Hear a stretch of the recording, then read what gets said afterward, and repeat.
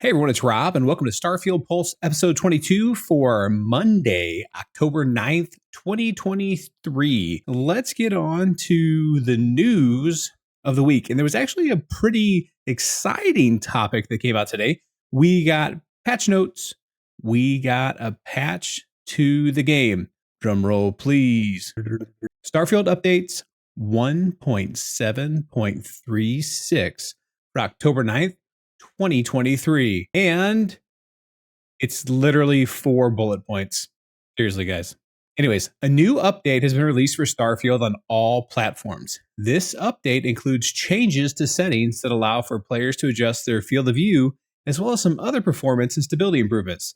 Thank you so much for your continued feedback and support of Starfield, and we look forward to a future with you on this journey. Starfield 1.7.36 update. Fixes and improvements. General. FOV sliders are now available in settings that allow players using first person or third person to adjust their FOV. Performance and stability, PC only. Improved stability for Intel Arc GPUs. Various additional stability and performance improvements. Quest, Echoes of the Past, addressed an issue where tunneling creatures could pick a location that would prevent progression. Now, that is great that they fixed a game-breaking bug on a quest, but there had to have been more, right? Seriously? Game's been out for 40 days now. They've had 2 patches. And while people are like, hey, this is one of the least buggy games that Bethesda has ever released, let's not pretend that there weren't bugs. So they're either fixing stuff in the back end and not telling us about them, or this pace is pretty abysmal. I was playing today, and some things that popped to mind that with their companions. I asked about this a few weeks ago, actually, on the podcast. For those of you that listen on Spotify, you'll notice that I put a poll and a question every week. And one of them was, what would you do about the companion AI? And I came up with my own answer today because I was questing with Barrett, and I think he's probably one of my favorite companions to quest with. But we're going around and I'm talking to him, and there's literally a laser going through me because Barrett is pointing his pistol right at me. So what I want is, and hey, Bethesda, I'm offering to do this if you're listening, let me be a weapon safety consultant for you, because never point a weapon at anything you do not intend to shoot. And evidently, no one has taught that to companions, because lasers just cutting right through me. If a firefight broke out, Barrett would have just shot me to blazes. So that's not good. Let's fix that. So let's see that in the next notes, right? General. Companions, weapon safety. Barrett will no longer try to shoot you while he's talking to you in a cutscene. Also, same area, bug with Barrett. I'm trying to progress the main story quest where I'm in a temple, and I'm trying to get the little thing inside the temple going without getting too in detail for anybody that's concerned about spoilers at this point. And Barrett, all of a sudden, pops up with a quest that's like, talk to your companion. So I go talk to Barrett while I'm inside this temple and should be progressing the main story. And I'm like, what's going on here? And then it's like an opportunity to RP with Barrett and flirt with him and stuff. It's like, how does this interrupt the main story quest with this side stuff? Anyways, I'm more than just a little flustered at the moment with Starfield. So I don't want to sound too down on it, but I've really been able to kind of finalize my opinions on the game. And that is, it's just not for me. I've felt this way for a long time, and I've been trying to put in the hours, but I can't fake the funk anymore. I just don't enjoy this game. There are so many things about it that scream to me that, hey, you're going to love this. And the promise of the game is wonderful. The reality of the game is not so much. They have a bunch of disparate systems that they cobble together, and they just don't feel as a cohesive unit. So it's great that you can build all these really cool colonies, all these little, these bases, whatever you want to call them. It's mining communities. Let's just throw names out there. The shipbuilding's really cool. So there are really cool things that you can do, but I'm just not having fun with it. So I'm finding every excuse I can to play something else when I'm trying to put time into that game. And every time I do get into it, I run into something just that obnoxiously bothers me. And it's like, I don't want to play this. So I think I'm going to put it away for a while and come back to it. And I've had to do this before with a few open world games that I ended up actually really enjoying, predominantly with Witcher 3. I had to really try that game 3 different times before it clicked with me. And that's a phenomenal open world RPG, and I love it. And I think that by any standards, people tell you that's one of the best open world RPGs of modern times. So maybe I'll have that happen with me in Starfield, but I'm going to set it down for a few weeks and then come back to it. I'll probably do a fresh start. There are things that I've had a lot of fun with. I've had a lot of fun interacting with the community, hosting this podcast, doing the live streams, doing the streams before the game went live, talking to the people that were waiting for it and hype. But I can't get myself into the game. Every time I start, it's like, I'm done. So you're like, well, what does that mean for the podcast? Obviously, I'm not going to do a Starfield themed podcast for the next however many years for a game that I don't want to play. That'd be just insane, right? One of the things that I think has been noticeable over the last few weeks is that I've been starting to talk about other games in addition to Starfield. I know some people have encouraged that. Some people have not been happy about that. So for those of you that listen to this and you want to get Starfield updates, we will still tab that. As Starfield does things that are noteworthy, I will talk about them. We will continue to bring them up in the show. But we're going to start talking a lot more about other RPGs and open world games because that's what I'm passionate about. And I think that those of you that have been listening to this and enjoy the conversations that we've had will continue to listen and enjoy the conversations we have about those RPGs and open world games. And for those of you that are only here for Starfield and you're going to bounce out, I totally understand, right? You got to do what you got to do. You got to go find your enjoyment. You got to follow your truth, so to speak, right? And if that's not this podcast anymore, I totally hear you. So along those lines, I'm going to rebrand this podcast. It'll no longer be Starfield Pulse. It's going to be RPG Pulse. So again, it'll be a home for talking about conversations around RPGs and open world games. So whether that's a CRPG, a JRPG, probably not tabletop RPGs as much, but if you see the pictures of my office, you'll see that they're just filled with books that are also tabletop RPGs. So we can have those conversations. We can talk about those topics. Like right now, D&D is getting ready to reintroduce Planescape into 5th edition. And I guess they may have snuck some things in it before, but anyways, they've got like 3, I think, books coming out. They're smaller, similar to what they did with the Spelljammer books. So anyways, I said we weren't going to talk about TT. We were not going to talk about TTRPGs, and here I am talking about TTRPGs. So let's bring this around. Starfield, if I had to stick a score on it, I would probably put a 7 at the highest because I think it is average. And that is because I'm giving them points for effort. I really think that they missed the ball with the way that they did the planets. I think they put too many planets, and they did that really to hit a marketing number. And that saying, we got 1,000 planets. Yeah, you have 1,000 planets that are boring as sin. It takes entirely too long to get from one point of interest to the next.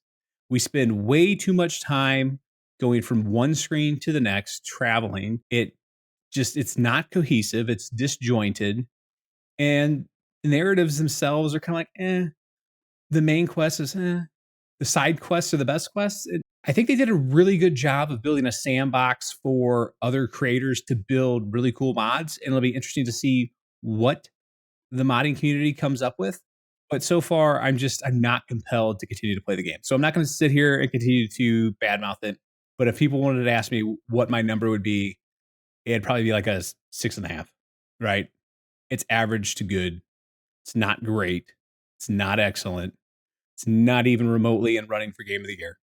I hope they stick with this and continue to work on the game, and we end up with something truly fantastic a few years from now. But as of right now, that's just not it for me. That being said, there was a pretty interesting news article that popped out there. One of the players has apparently surveyed all 1,000 planets, and use that term loosely. Let me go ahead and find that article.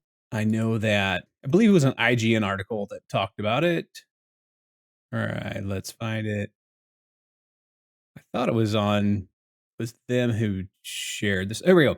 A Starfield player surveyed all 1,694 planets in 200 hours, and they interviewed him. So this is by Wesley Poole. Sorry, Wesley, if I mispronounced your name there. Ahead of the launch of Starfield, Bethesda chief Todd Howard said there were over 1,000 planets to explore in the science fiction role-playing game. From barren but resource-heavy ice balls to Goldilocks planets with life, Howard said during the Xbox and Bethesda Game Showcase. In June, and not just this system, but over 100 systems, over 1,000 planets, all open for you to explore. It was a number that would go on to dominate pre-release discussion around Starfield. How could any game have so many planets for the player to fully explore? How could such a thing be fun? It's not really. Sorry. Bethesda's answer came in the form of procedural generation. Not all 1,000 planets would be handcrafted by developers at Bethesda. A small portion would be. In fact, Howard would go on to reveal only 10% of Starfield's planets would have life on them. Still, over 1,000 planets. It was one hell of a number that sounds fantastic in an advert. Again, marketing. That's why they came with that number. They didn't come up with that number for good design. And that's one of the things that frustrates me the most, is that they did it because it sounded cool, not because it is cool. And that's one of the things that's biting them in the butt. So over 1,000 planets. It was one hell of a number that sounds fantastic in an advert. Starfield is a game so vast that exploring all those planets would take any right-thinking player an age to do. Now, a month after Starfield came out, one player has done it. Congratulations to you, sir, or sirette. Josh, or as they are known as Reddit, Doom Zero, is that Starfield player. Last week, Doom Zero took to the Starfield subreddit to stake their claim. A true scientific explorer, the thread title reads, fully surveyed every planet possible, and there's a screenshot showing the details of this monumental effort. Systems visited, 120. Planets scanned, 1,695. Planets fully surveyed, 1,694. I wonder what the disconnect there is. Planets landed on, 1,441. Flora fully scanned, 807. Fauna fully scanned, 794. Nations docked with, 86. Ships docked with, 22. It's that planets fully surveyed figured we're most interested. Howard, in hindsight, undersold Starfield with that over 1,000 planets to explore line. Doom Zero was able to fully survey an eye-watering 1,694 planets. A lot of those are moons. A few planets are apparently bugged. More on that later. Surprise, surprise. But to give you an idea of just what is required to fully survey each planet possible, we need to talk about what surveying planets in Starfield involves. There are a few different types of planets when it comes to fully surveying in Starfield, each of varying difficulty. There are gas giants you can fully survey from orbit. Most moons only have a couple of resources to scan for completion. And then there are planets that can have resources, points of interest to visit, and many fauna and flora to scan for completion. There are no shortcuts, really. To fully survey all the planets in the galaxy, you have to at least visit each planet from orbit. In order to fully survey some planets, you'll need to find their special planet traits, which are usually geographical or environmental features that need to be discussed as you explore. That need to be discovered as you explore. The term planet trait is a bit vague, but essentially refers to a number of anomalies or features that become points of interest you can discover while exploring a planet on foot. And I cannot tell you how odd I found that when they were like, planet traits. And like, are we going to find something that gives us some kind of ability? And no, as you guys, most of you, I should say, probably know at this point, you find some kind of like ecological disaster or some kind of special thing like a dried up ocean bed. And that is the planet trait. Any planet you explore usually has anywhere from 0 to 3 undiscovered traits. In order to fully survey a planet, you must find and catalog enough traits in addition to scanning its flora, fauna, and resources. How did Doom Zero go about completing this unique in-game challenge? Why do it in the first place? I have no idea. What did they find along the way? IGN asked the burning questions, and the answers found the beating heart of Starfield unveiled. Once I started playing and learned about the survey and fully surveying planets, the idea just kind of got stuck in my head. Doom Zero says when asked what motivated them to survey each planet, although they admit they are really not sure. I'm a bit of a completionist and thought that it would be just a cool personal accomplishment. To visit all the planets, Doom Zero worked their way across the galaxy map from left to right, top to bottom, trying not to miss any systems along the way. They faced a number of challenges, not the least the natural learning curve, figuring out the best ways to go about fully surveying a planet in the first place. Learning all the different types of fauna I was looking for was probably the biggest one, Doom Zero says. There can be flying creatures and small beetles that you need to find. The most difficult one was learning that there are actually aquatic creatures to be scanned in the ocean biomes, and those can only be accessed by landing in an area that has the coast descriptor attached to it. Pro tip, if you need to find aquatic life, you have to land in a coastal area. Another thing I realized early on was how important all the scanning skills were going to be. When asked for any tips they have for fellow would-be Starfield explorers, it's the skills that come on top. Doom Zero suggests 5 main skills that help reduce the time and effort it takes to fully survey. For physics, zoology, scanning, botany, and surveying. All help tremendously, they say. Meanwhile, boost pack training with a skip boost pack along with fitness to improve oxygen use are must-haves for cutting down on time traveling to scan points of interest. It's not hard to talk to Doom Zero about their space adventure without asking how long it took. Doom Zero has played Starfield about 200 hours so far, and probably 180 of those were spent surveying.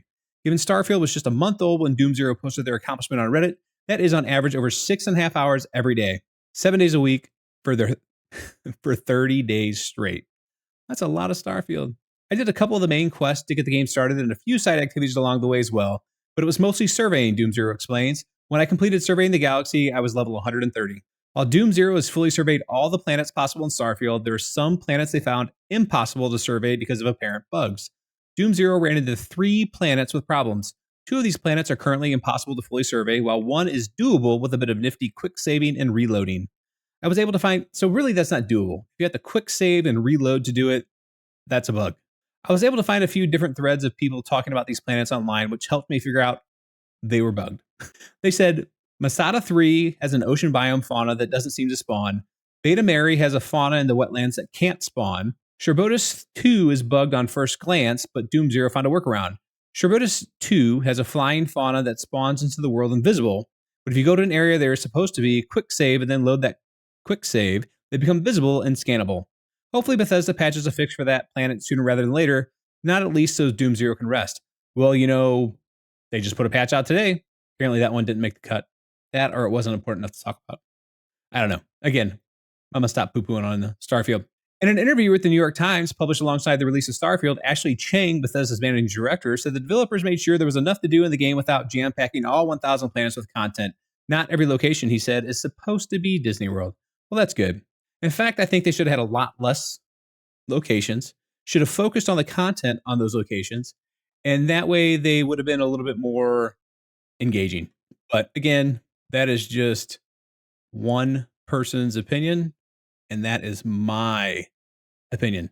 But in a bit of good news, we did another giveaway on my Twitter. So for those of you that follow, hey, JBJB, for those of you that follow, you'll notice that I gave away a month of Game Pass. I gave it away today.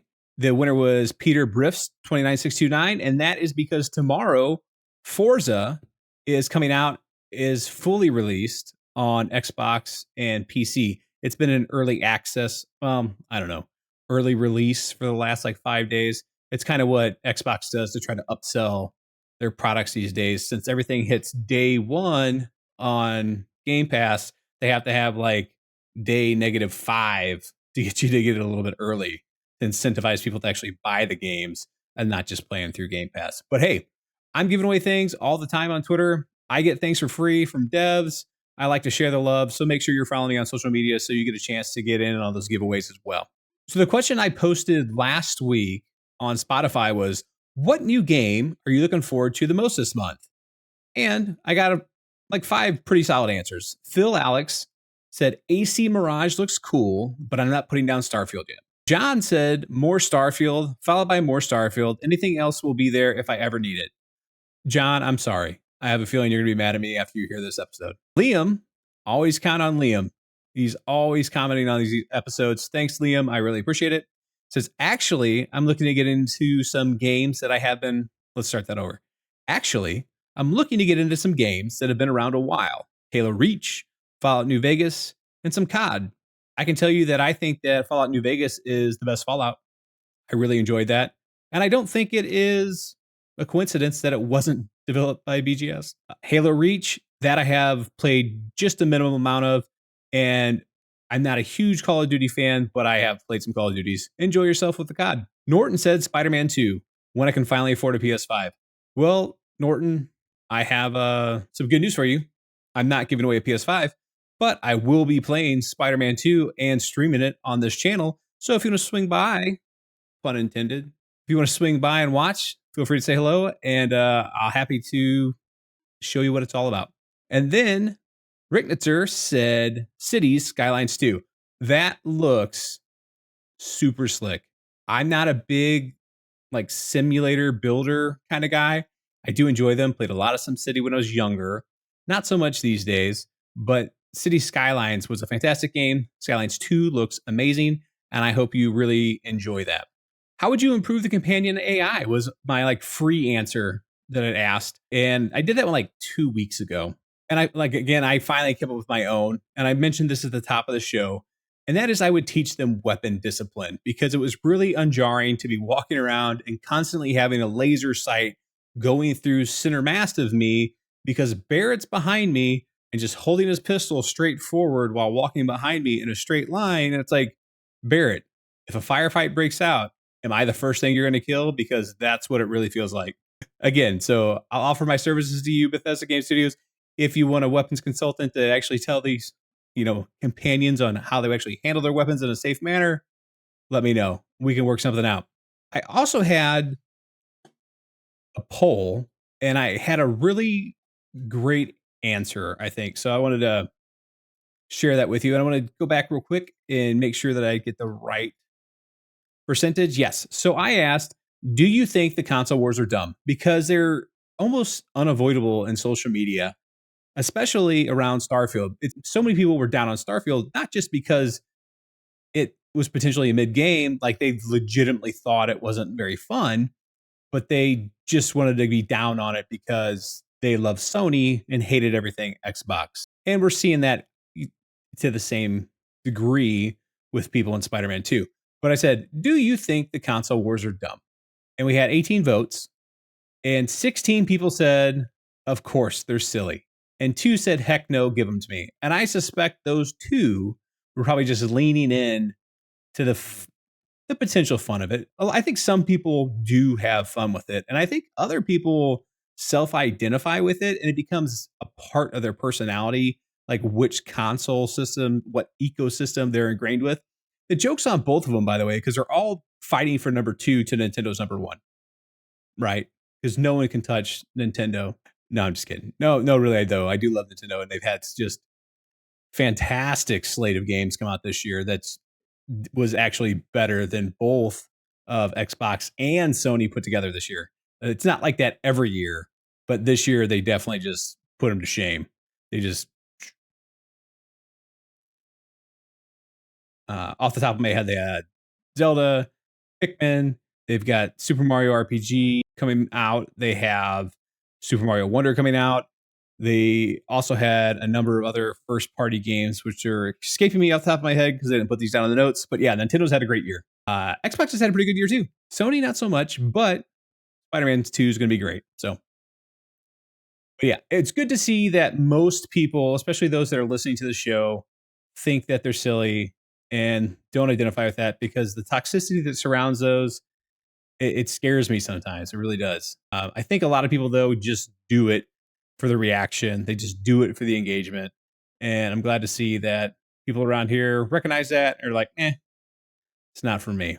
Last week, I did talk about some of the upcoming games, and we've actually had a few of those come out now. So Assassin's Creed Mirage came out on, I think it was the 5th. I got a copy of it from Ubisoft and was able to play it. Spent about 7 hours now at this point, and I'm really enjoying it.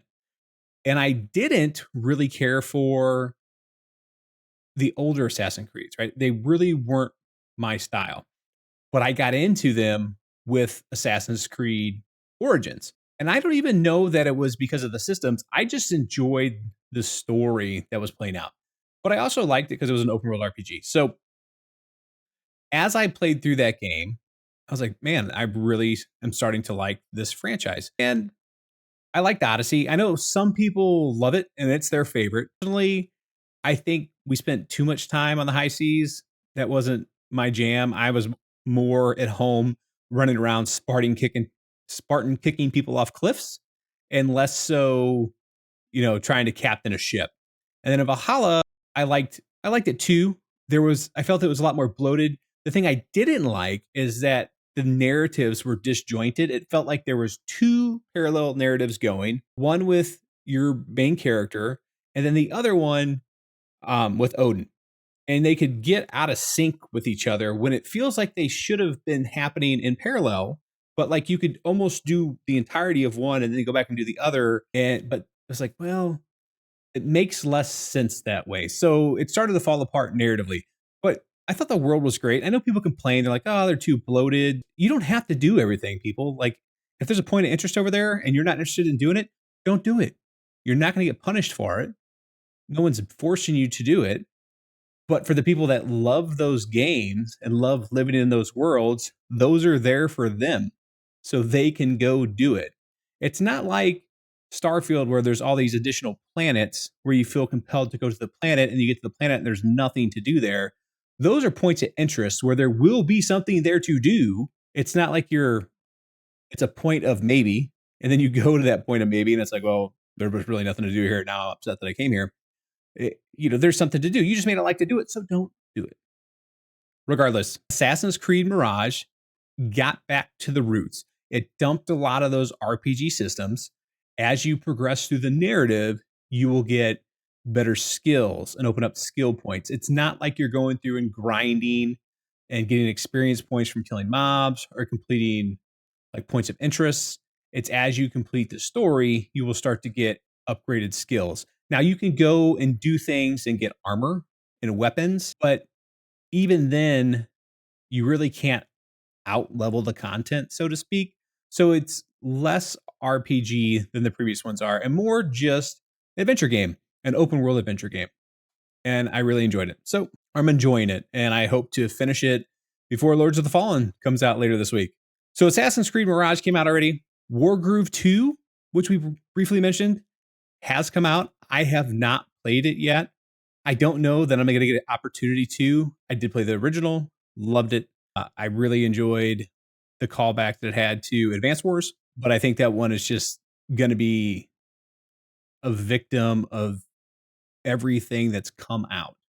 Forza comes out tomorrow. Obviously, I'll load that up on the Xbox and hop right into that, do a couple laps. I'm not a big gearhead, and I don't use that as a pejorative. I'm just not a big gearhead, so I kind of like racers. I'm more like a kart racer. My speed is more Mario Kart than going in and actually doing, real GT cars. However, I logged a ton of hours in Gran Turismo 2, and my car of choice in those was a Dodge Viper. Not because they were the best car. I just happened to love those cars. But I tell you, they felt like they steered like boats sometimes. So if I were to go back in, I don't necessarily know that I would choose to go with the Viper, even though I know they're in the game and they look beautiful still. Forza, I'll hop in and get a little bit of that. Again, not open world and not RPG, so we won't spend too much time on that. Lords of the Fallen comes out on the 13th, so I will definitely be hopping in this weekend and getting some hours into Lords of the Fallen. I did play the first one, not a lot. At the time, I really wasn't into the Souls genre. I did have the opportunity to meet the team behind the original Lords of Fallen back in 2014 at E3. So I'm looking forward to supporting this new iteration they have. Probably should have came up with a better name. I know people that are super confused about it. I think that is their own fault. I don't think they've really done a really good job of communicating that this is a sequel slash reboot slash reimagining. It's not a remaster or remake of the first game. It's more like a sequel, but has the same name, and just dropping the doesn't make that clearer for anybody. So that's what I have on tap for this week. What I've been playing, again, playing Assassin's Creed, playing some Starfield, playing Liza P. I finally got just super frustrated at that one, though, this morning, and I had to set it down.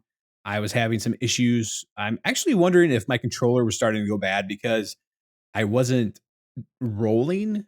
I was just kind of like hopping to dodge, which I shouldn't have been doing. So, and I had full stamina. So regardless, I was like, oh, got to set you down for a bit before I get too upset because something's going on here and I've been playing Mortal Kombat 1. And by the way, did you know that there's an RPG in Mortal Kombat 1? So if you're in the single player mode and you play the invasions, you get a map that you'll progress across, earn experience. And then once you level up, you can purchase skills. And it's funny because it doesn't need to be in the game at all, but it's there.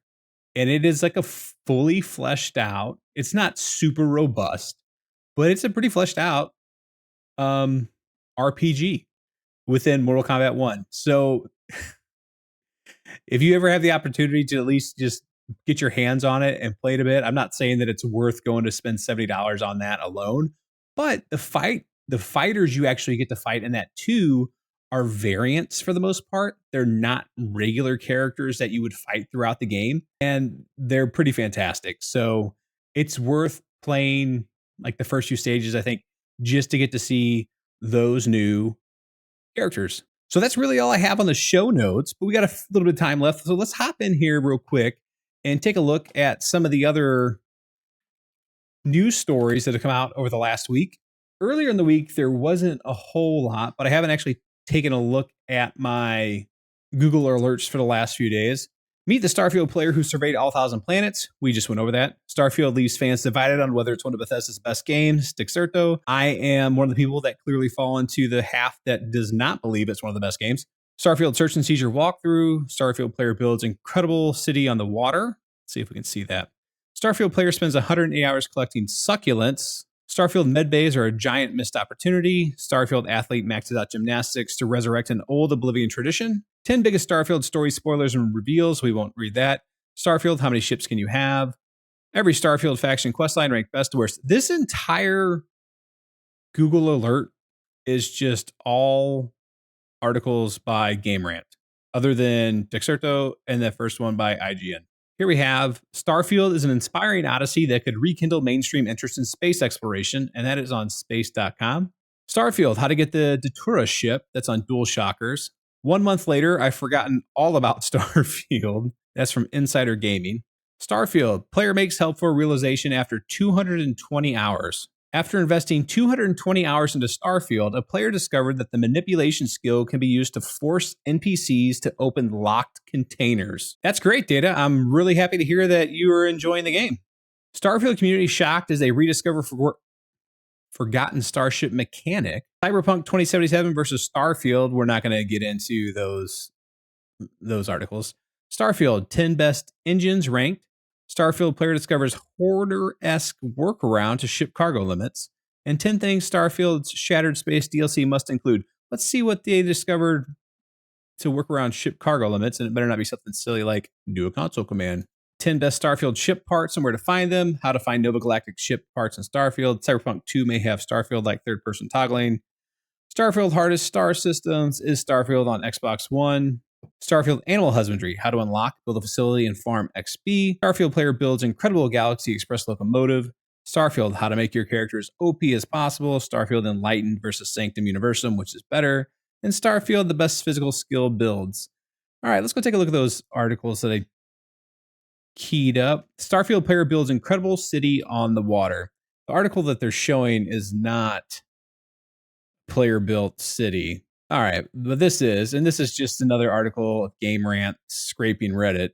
So let's just go to the source material, Reddit itself. That's pretty cool. So for those of you that are listening and not watching, they do have most of the city is over, I guess some of the city is over land. A good portion of it is over what kind of looks like some brackish water. And then they have a landing pad. Sorry, the word escaped me for a second there. They have a landing pad connected to some other gangplanks and platforms that is out over the water. And that's actually pretty cool. So good on them for working through there on how to do that. The next one we had was, that was just Starfield player makes realization after 220 hours. And that was that they can force their companions to unlock crates. This one's from Dual Shockers. It's a Starfield player discovers hoarder-esque workaround to ship cargo limits. Ship cargo at maximum capacity? Just throw it on the ground. With so many items to collect and sell in Starfield, cargo capacity can be one of the most important things in the entire game. Whether it's your character's carry capacity or your ship's cargo hold, leveling up and upgrading the two allows you to store much more cargo. What happens when you're out of skill points and out of cash for upgrades?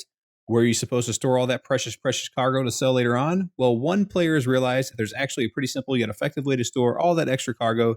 Just throw it on the floor of your ship. It ain't going anywhere. So, Somehow I feel like this person was not the first to figure this out, nor the only. Reddit user Fools Forever took the Starfield subreddit earlier this week to call out the know-it-all who said they would lose their cargo if they just dumped it on the floor of their ship. It turns out you can actually just leave your excess items laying around and they won't go anywhere as long as you don't upgrade or edit your ship, that is. In the image seen in the post above, the player shows off all of their hoarded cargo jam-packed into their ship. It's certainly not the most ideal way to store things when you run out of cargo, but it's not stupid if it actually works. And there is a picture